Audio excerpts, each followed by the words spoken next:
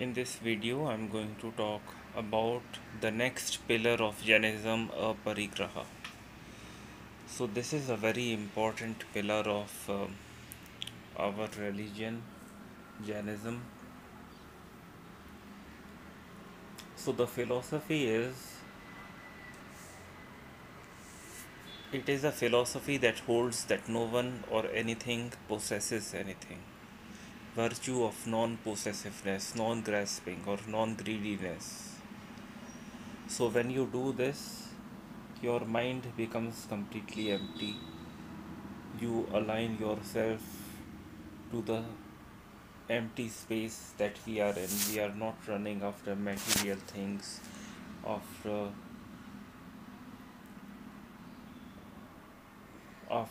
the pleasures of the senses. We are not running after them.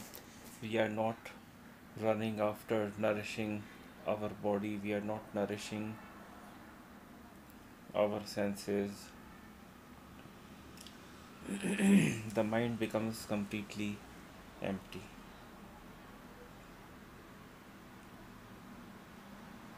So, non possession, not owning anything, not being greedy.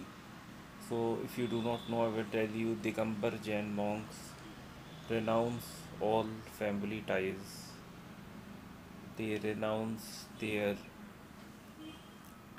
home, they renounce all possessions, they renounce all finances, all businesses. They do not keep anything, not even clothes they keep. And they practice a parigraha. They uh, they become extremely non-possessive, not depending on anything.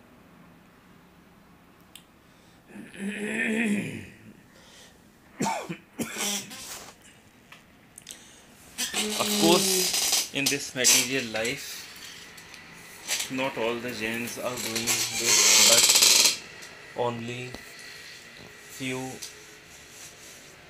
people who have chosen the path of the Digambar monks, and those who have become a monk, they renounce everything.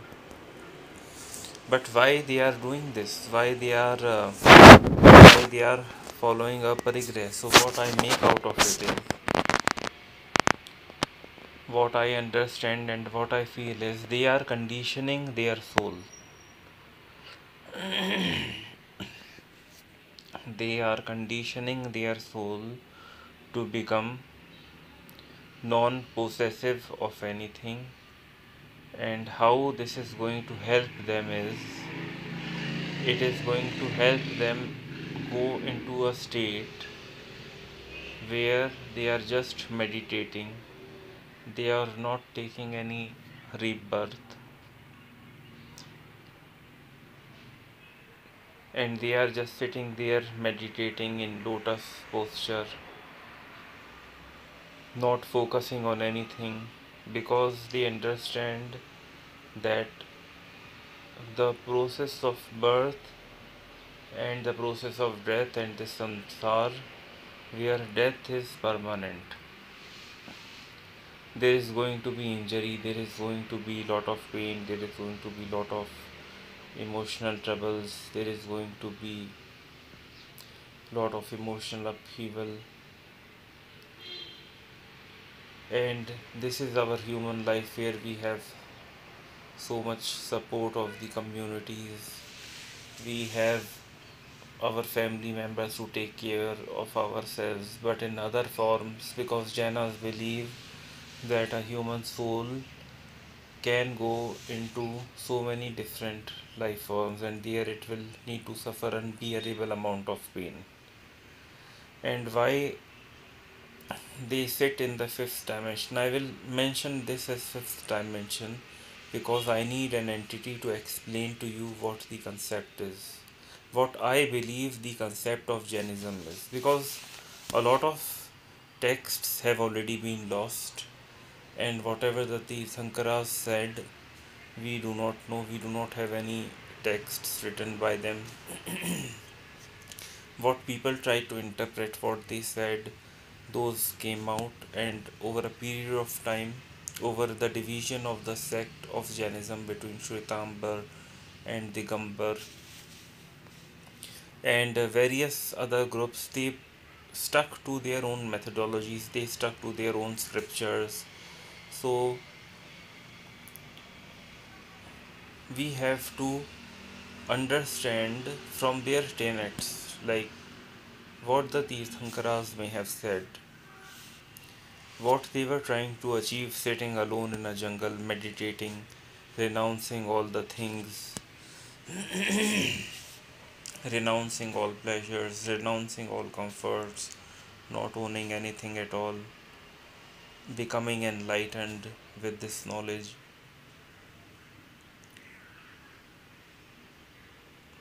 So, while in human life they entered a state of the fifth dimension,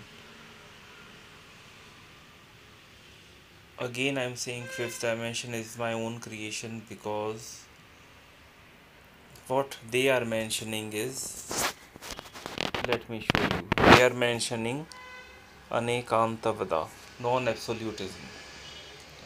There could be many dimensions. So, what they were doing, ahimsa, they were renouncing. Sorry, himsa they were renouncing. They termed it as ahimsa, which means they were they were non-violent. Excuse me for my throat. The last couple of days I have been having little bit of fever, little bit of but throat pain. But I thought, this topic is so important that I must make a video on it, must share my thoughts about what I feel about Jainism is to whoever listens to these videos, whoever listens to my talk on what I believe about Jainism, what I believe, uh, what my perception is. So they are completely non-violent. They practice non-violence not only in their real life but also in their mind. They do not like to be violent, be violent with any being.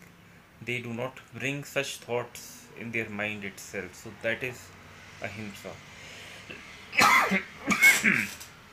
So while we are going and doing our duties in a day, our thoughts from time to time will fill with our mind. Sometimes may get some hatred towards some person. We may feel like we should do some ill will to some other person. So there they are slowly conditioning their mind where such thoughts do not arise. They are meditating on the empty space. They are not thinking any thoughts. They are just sitting silently.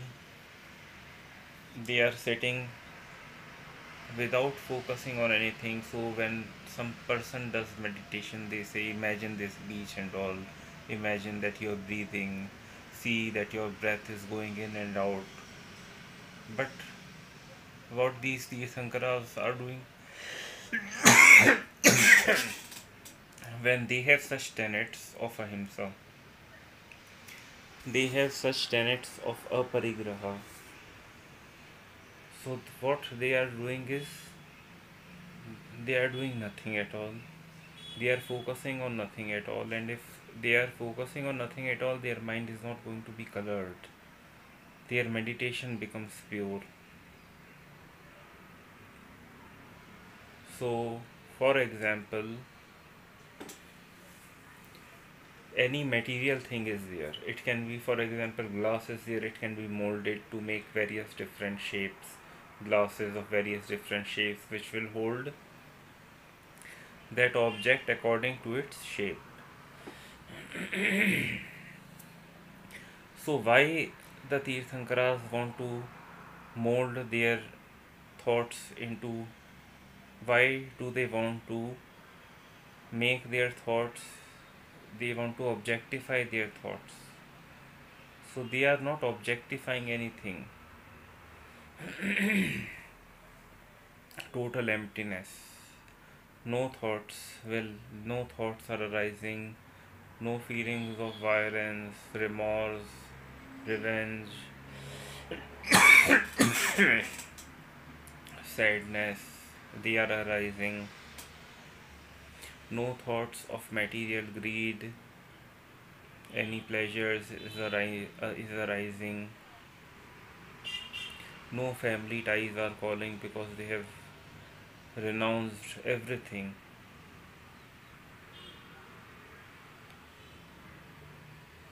So this is what I understand. Okay, so let's look over here. Aparigraha, etymology and meaning. Let's try to elaborate on what they think of it. So, if what Jainism say or what they infer is accumulation of wealth is considered as potential for rising greed, jealousy, selfishness, and desires. But again, why you want to quantify anything? Like the Buddha said, free your mind of everything in whatever state you are. So let me think, in whatever place he is, even if he is somewhere sitting in his own kingdom, he is a prince. Why does he need to break the ties? If his mind becomes empty, if his mind does stops objectifying anything, thinking anything, if the mind becomes empty, so he is just meditating on emptiness at that moment of time. Because again, if a person renounces everything, it will cling to him. You do not want anything to cling to you, because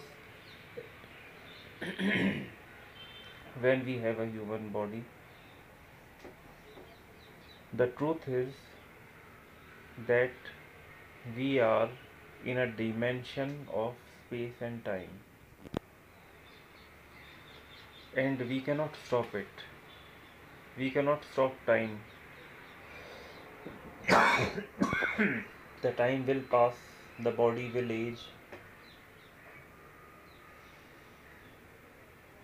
There cannot be permanence of such state.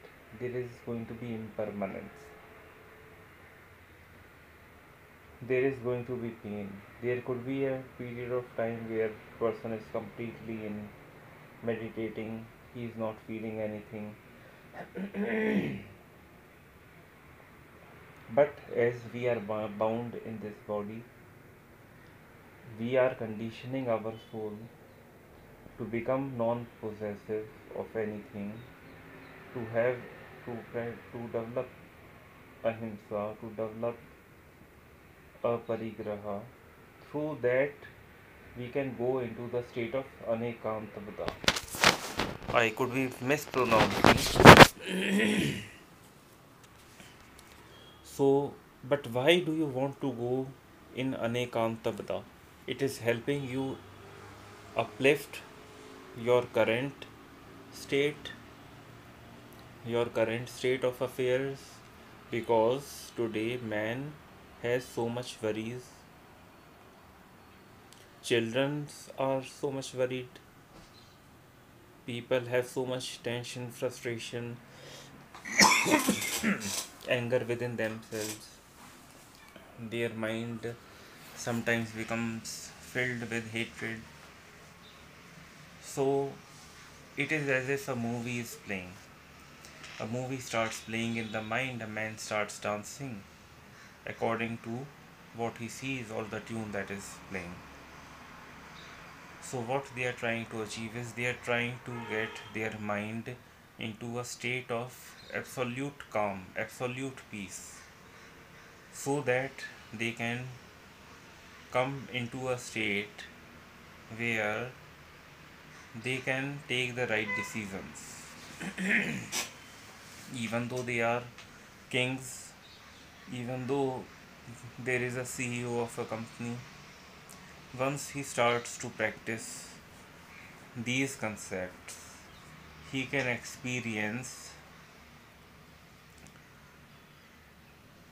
asceticism in his mind. He can practice non-violence in his mind. He can practice non-absolutism in his mind. He can go completely empty. He or she can go completely empty. And this is going to bring a vast difference to a person if he does this for 30 minutes a day. 30 minutes a day practicing ahimsa, 30 minutes a day practicing aparigraha, and while they are doing it, slowly and slowly they can increase the duration. So I do not know like if I was able to get my concept out or not, but still you can ask me in comments. Like right now, as I'm just starting out, I do not know if anyone is even going to listen to this point here.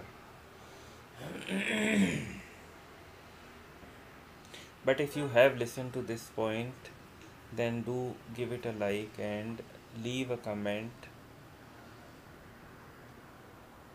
so I will know like if someone is even listening to it. And I do not think that maybe in 3 6 months I'm going to get a comment.